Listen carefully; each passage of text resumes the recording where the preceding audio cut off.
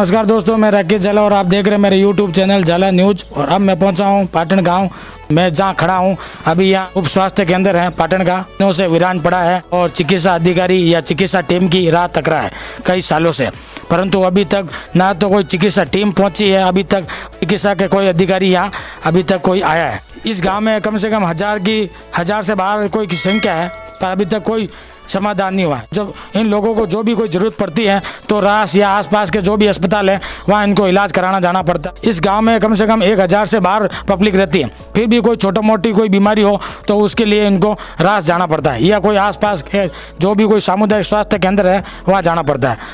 तो मैं और लोगों से भी बात करूँगा, उसके पहले आपको दिखाता हूँ इस उप स्वास्थ्य केंद्र का पूरा वीडियो। आपका नाम? सुवालाल जागरीवाल।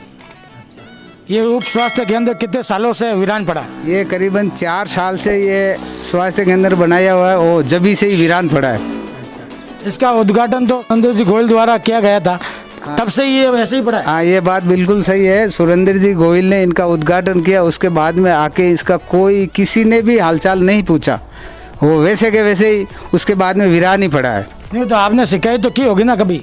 हाँ, ऐसे छोटी मोटी शिकायत तो ऐसा गांव वाले मान लो जाते भी ये करते हैं। अच्छा, उसके बाद में भी मान लो कोई गांव के अंदर परिस्थिति आती है जब हर एक की कोई औरतों को दुख तकलीफ होती है, तो प्रशासन को तो सब मालूम है, तो वो जानबूझ के मतलब आनाकानी कर रहे हैं। नहीं तो आपने एमएलए साहब को कभी शिकायत की क्या कि कई सालों से सारी वीरान पड़ा है? हाँ, एमएलए साहब को भी शिकायत की थी, लेकिन उन्होंने अभी तक कुछ सुनाई नहीं की। हमारे गाँव के अंदर और भी गांव लगने वाले जैसे चांदुलों का बढ़िया है और धोलेदा है, उसके अंदर कम से कम 1200 वोटर है, और ऐसा छोटों मोटों की जनसंख्या मिला के होती है कम से कम 2000 की जनसंख्या। तो ये तीनों गांव हमारे ये इधर स्वास्थ्य केंद्र के अंदर आते हैं, तो इनको कोई भी जैसे कि बाल बच्चा होता है, औरतों को या किसी को भी तकलीफ होती है तो इनको रास जाना पड़ता है। हाँ, मतलब कि आपका कहना है कि मतलब कोई भी छोटी मोटी बीमारी हो तो आपको रास जाना पड़ता है? हाँ बिल्कुल, कुछ भी तकलीफ है तो उनको रास ही जाना पड़ता। तो इतनी बड़ी 2000 की जनसंख्या होते हुए भी, और ये करीबन उप स्वास्थ्य केंद्र को बने हुए इनको 4 साल हो गई, इतना बनने के बाद में भी गांव के लिए कोई फ़ायदे वाली बात नहीं। कुछ भी थोड़ा खांसी बुखार है तो उनको उधर जाना पड़ता, तो इसके लिए बहुत समस्या है। तो ये मैं समझ लो आपके रिपोर्टर और इनके मीडिया के द्वारा मैं अवगत करा रहा हूँ। तो विधायक साहब उनको कि भाई जल्दी से जल्दी इधर कुछ कार्रवाई करे और इधर नर्स है, डॉक्टर लगावे, ताकि हमारे गांव का ये समस्या का समाधान हो सके। यही हमारी और कहने की है आपको। तो आपका नाम? हमारा नाम छोटू राम गुजर है, पाटन का। कितने साल हो गए इसको वीरान पड़े हुए? इसको करीब 4 साल हो गया है, और 4 साल में ने अभी तक इसके अंदर कोई डॉक्टर है, कोई नर्स है, कोई हाल अभी तक नहीं आया। और हम गांव वाला भी कई बार सरपंच साहब को और कोई किसी को कहता रहा कि यहाँ डॉक्टर बताओ तो बोलता है बताएंगे। और विधायक साहब अपने गोयल साहब भी मैंने भी उठान शिकायत करी, तो गोबे भी उठनी बेटा मैंने भी बदली है कि मैंने जगह दूजा आएगा। अभी वास्ते हमारा गाँव में करीब 2000 जनसंख्या है। तो मैं आपको निवेदन यही करता हूँ कि इसके अंदर जल्दी कोई डॉक्टर नर्स बताने की कृपा करे। नहीं तो आपको कभी कोई रात में किसी को गांव में कोई बीमारी हो जाए या कोई तकलीफ हो जाए, फिर आप कहाँ जाते हो रात को? अरे रात बिरात कोई बच्चों है, टावर है, या जैसे कोई इधर औरतें रहे कहीं जावे तो हम तो जैसे रास जाते हैं। और रास हमारे गाँव जैसे रात जैसे 7 किलोमीटर पड़ते हैं, और हमारा गांव के नज़दीक जैसे कुंडाल लगते हैं, अणियरी लगते हैं, चांदला का बढ़िया लगते हैं और धोलेदर लगते हैं। हमारा इस गांव के आड़े पाड़े मतलब और भी गांव लगते हैं, तो कोई कोई हमारे को हरी बीमारी जाए तो हम तो रास जाते हैं, यह हमारे लिए कोई सुविधा नहीं है।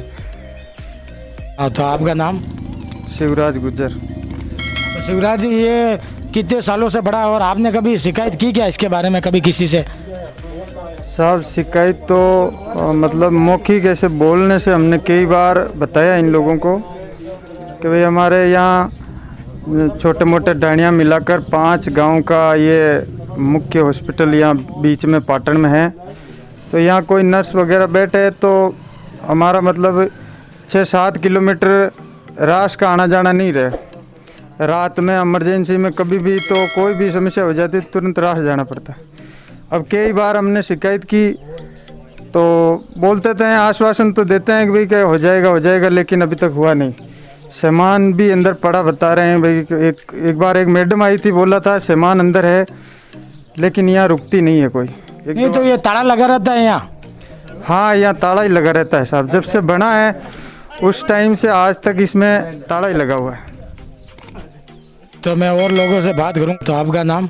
समदर जागृत, ग्राम पाटन 1 नंबर का वार्ड पंच। नहीं, ये कब से वीरान पड़ा है और कितने सालों से? और आपने कभी पंचायत में शिकायत तो की होगी ना इसकी?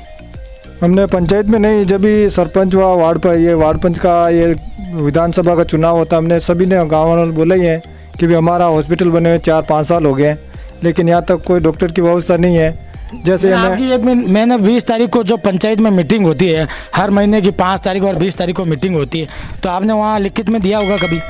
अभी जो चुनाव है, अभी हमने एक बार अवगत कराया था, जब फरवरी माह में हुई मीटिंग, हमने बोला भी हमारा उप स्वास्थ्य केंद्र बने हुए बहुत साल हो गए, यहाँ डॉक्टर की व्यवस्था नहीं है। तो सरपंच साहब ने आश्वासन दिया है कि भी हम जल्द ये व्यवस्था करेंगे, लेकिन अभी तक कोई समाधान नहीं हुआ। अभी जो नए चुनाव उसमें तो हमने मांग उठाई है, पहले पुराने बने हुए 4 साल हो गए, क्या पता अगले वार्ड पंच या अगले सरपंच साहब ने वो मांग उठाई या नहीं उठाई हो। कई बार हमें रात में भी हमारे परिवार के साथ में भी दुर्घटनाएं घटी हैं डिलीवरी टाइम, तो एम्बुलेंस के लिए भी आने जाने के लिए रास्ता भी बिल्कुल गड्ढे हैं, तो आने में लमसम आधा 1 घंटा लगता है। तो और वहाँ से फिर रात जाओ, रात में अगर डिलीवरी नॉर्मल नहीं हो, ऑपरेशन हो, तो फिर हमको ब्यावर तक जाना पड़ता है। कई बार किसी डिलीवरी को अजमेर तक रेफर करते हैं, इसलिए कई माँ और बहन बेटियों को बहुत तकलीफ भी होती है, इसलिए बहुत ज़्यादा ही समस्या है काफ़ी टाइम से। तो हम तो यही निवेदन करते हैं सरकार से भी, अभी जो नई नियुक्ति हुई है उसमें भी हमारे गांव में डॉक्टर का पद खाली है। कि जो आपके यहाँ उप स्वास्थ्य केंद्र के बाहर गंदगी भी बहुत है और आए दिन यहाँ पानी बेस्ट बहता रहता है।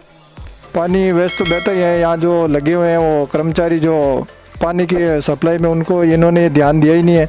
और हमारे जो बास में उस टंकी का हमने जो पानी जल संरक्षण वाला है, जो बूंद बूंद टपकता है, हमने उसके लिए भी किया है। सभी ग्रामवासियों के लिए हमने हॉस्पिटल जब स्वीकृत हुआ तो गांव वालों ने किए, ज़मीन की व्यवस्था नहीं थी, तो संपूर्ण ये रेगर समाज के जो पहले जो जूतियों का काम करते थे, वो कुंडाले की ज़मीन यहाँ रेगर समाज ने संपूर्ण यहाँ इस स्वास्थ्य केंद्र के लिए दी थी कि भाई जो हमारे गांव के लिए ये सुविधा हो जाए तो हम बाहर नहीं जाएंगे और दवाई पानी हमको यहीं मिलेगी। इसके लिए हमने सभी संपूर्ण रेगर समाज लिखित में पंचायत में देके ये हॉस्पिटल के लिए पूरी संपूर्ण रेगर समाज ये ज़मीन इस उप स्वास्थ्य केंद्र के लिए दी। फिर भी हम बहुत ही ज़्यादा परेशान हैं, बनने के बावजूद भी 4-5 साल हो गए, कोई डॉक्टर कोई नर्स की यहाँ व्यवस्था नहीं है। तो आपका नाम? खजूराम। कितने सालों से ये 4-5 साल से ये पड़ा है, ऐसे ही कोई फायदा नहीं है। ये नाले गंदा है, नाली निकालनी चाहिए, रोड निकालनी चाहिए, आटे व्यवस्था आनी चाहिए। गाँव में कोई सुविधा नहीं है, हॉस्पिटल बढ़ाई के क्या फायदा। तो कितने दिनों से बंद ही रहता है हमेशा? 4 साल है कि 4-5 साल है कि बंद पड़ा, कोई फायदा नहीं है इनका। इन्हें बीच हटाई दे तो भी बढ़िया रह के है ही नहीं है। नहीं तो सरकार से कुछ कहना चाहते हो आप? क्या बोल दिया 2-3 बार मीटिंग ली, मीटिंग में भी बोल दिया, लिखित में भी दे दिया, तो भी सुनाई नहीं करता। सरपंच ने भी बोल दिया भाई कि ये बात हो रही है, तो वो भी कह रही हाँ करांगा, कुछ नहीं हो यार। तो जैसा कि आप हमारे पीछे देख रहे हो, उप स्वास्थ्य केंद्र के बाहर यहाँ कितनी गंदगी पसरी हुई है और कई सालों से यहाँ लोग बेचारे दुख पा रहे हैं।